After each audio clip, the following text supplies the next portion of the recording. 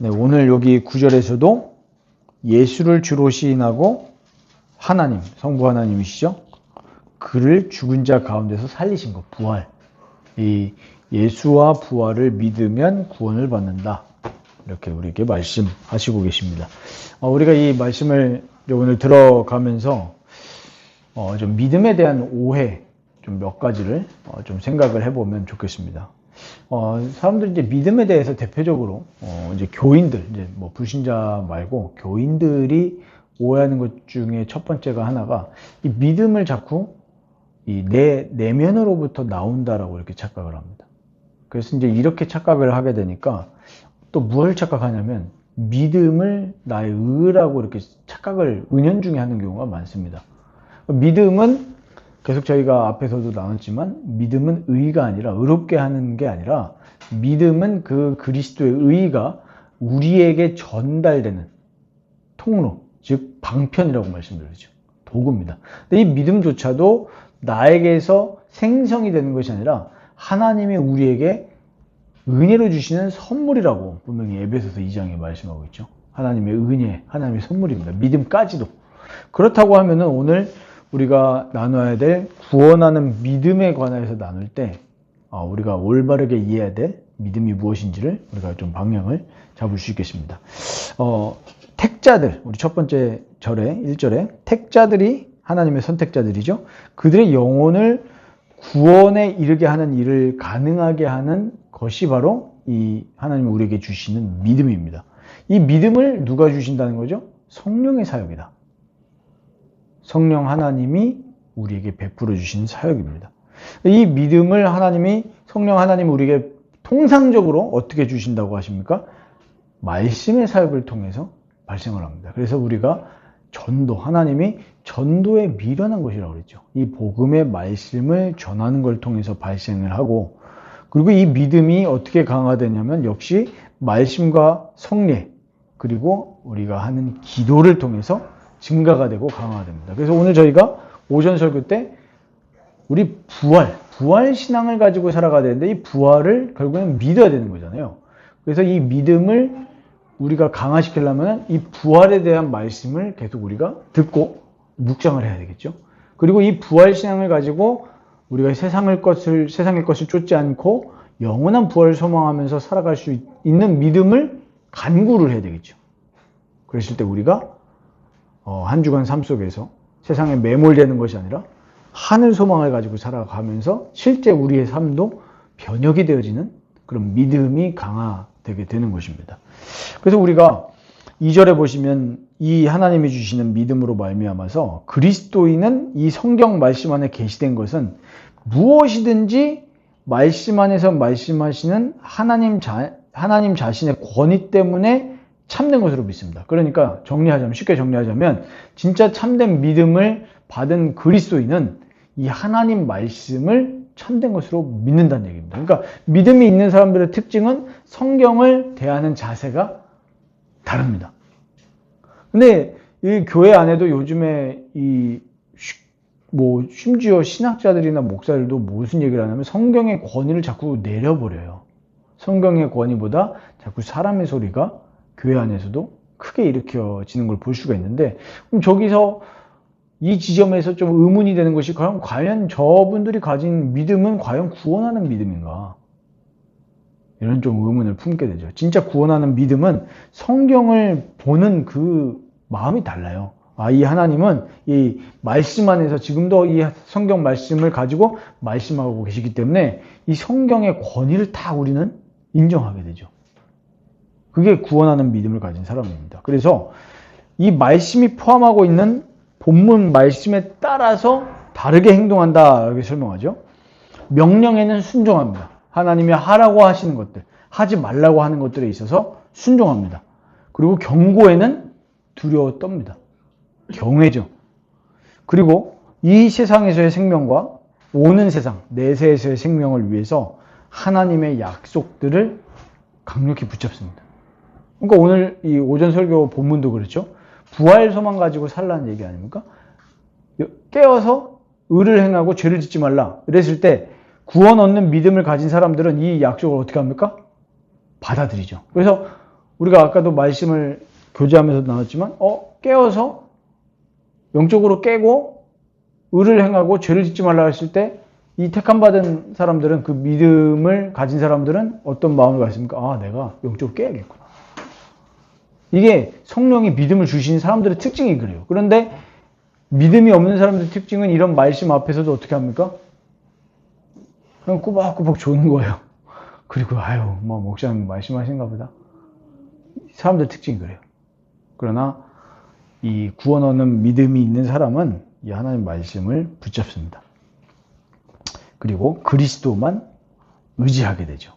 3절 보시면 우리가 이 부분에서 조금 가끔 혼동이 올 때가 있죠. 이 믿음이 정도에 따라서 다르고 약하기도 하고 강하기도 하고, 때로는 이것들이 막 굉장히 기복이 심할 때도 있죠. 어떨 때 믿음이 굉장히 강력하다가 어떤 때는 믿음이 약화되어지고 또 강화됐다가 약하게 되어지고 이러는데, 중요한 것은 종국적으로는 승리하는 것입니다.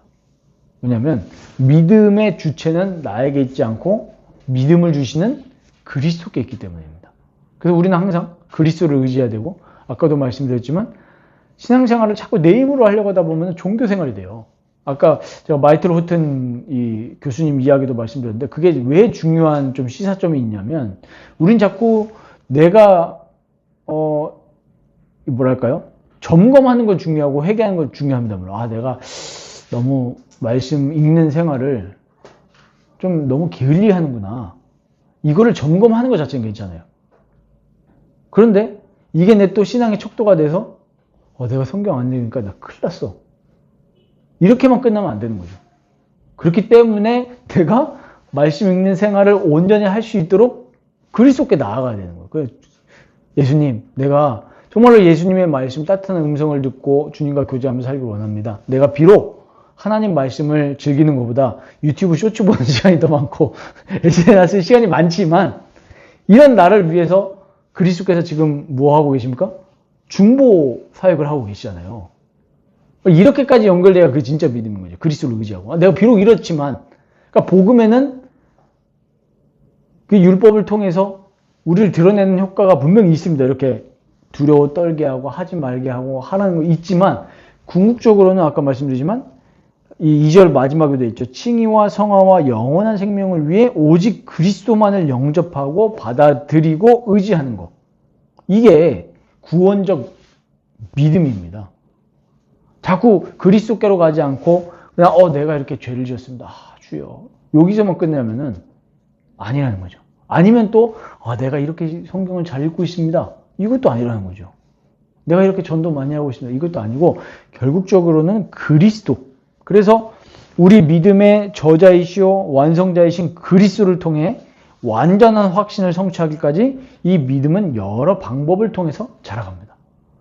대표적으로는 말씀이고, 또 뭐가 있을까요?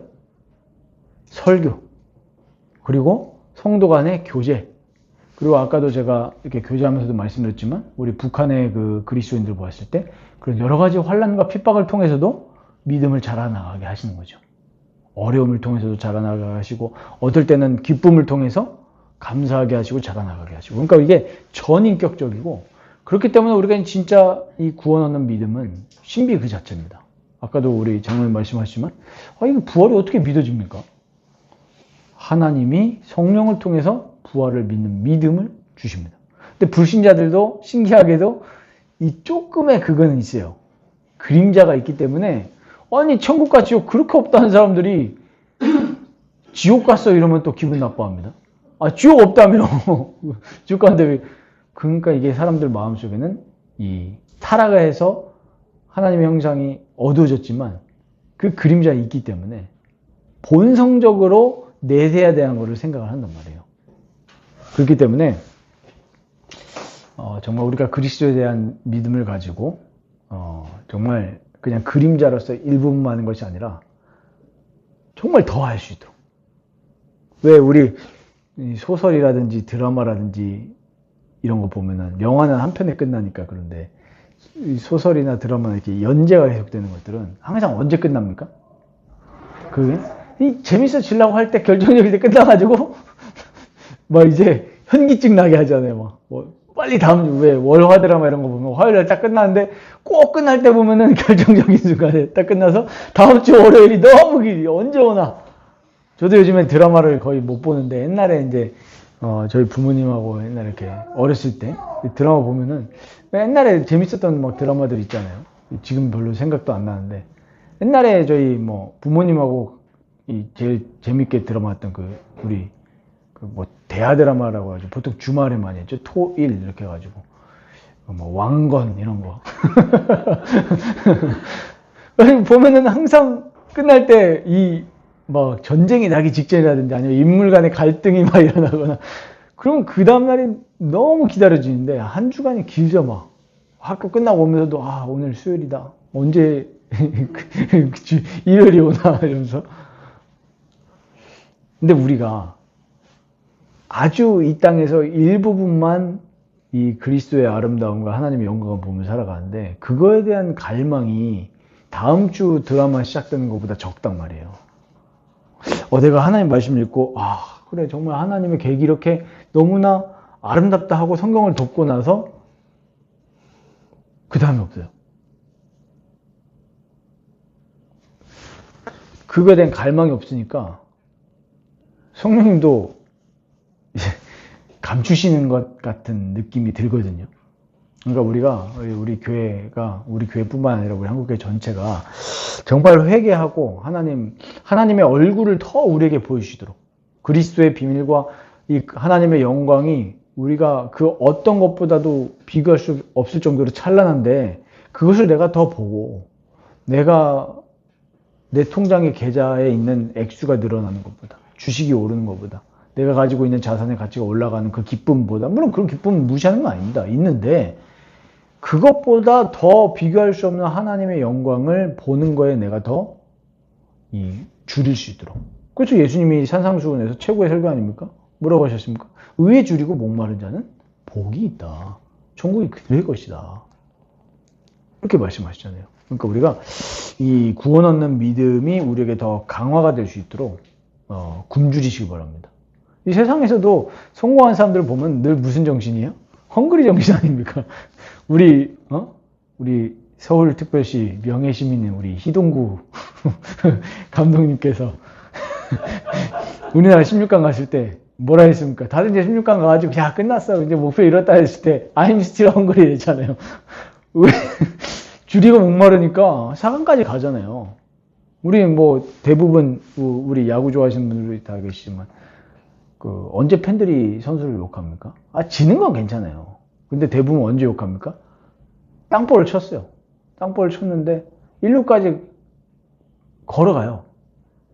아웃될 거니까. 그럼 이제 팬들이 욕한단 말이에요. 근데 저도 땅볼을 쳤는데도 어떻게든 내가 살겠다 해가지고 전력 질주하는 선수들이 간혹 있거든요. 근데 그런 선수들한테는 팬들이 돌 안 던집니다. 열심히 한다. 하물며 그런데 우리가 이 어떤 복음, 우리 이 영적인 거에 대한 헝그리 정신이 좀 필요한 때인 것 같아요. 지금 너무 지금 한국교회가 배부르지 않았나. 배불러가지고 위기가 왔는데 위기가 온 거를 또 해석을 잘못해가지고 회개를 해야 될 타이밍인데 자꾸 또 뭐 구조적인 문제니 뭐 목사가 타락했느니 근데 저는 그거는 격가지 문제고 중요한 거는 우리가 하나님께 엎드림이 없다. 하나님을 찾지 않는다. 그런 좀 분석이 되어집니다. 그래서 저희가 이 구원하는 믿음이 우리에게 계속 강화가 되어지고 또 우리가 더 그로 말미암아서 하나님의 영광을 맛보고 누릴 수 있도록 정말 우리가 회개하고 또 의에 줄이고 목마르고 또 하나님께 엎드리는 그런 하나님의 역사와 부흥이 우리 라이프 교회와 또 우리 한국 교회 위에 일어날 수 있도록 우리 함께 기도하시기를 바랍니다.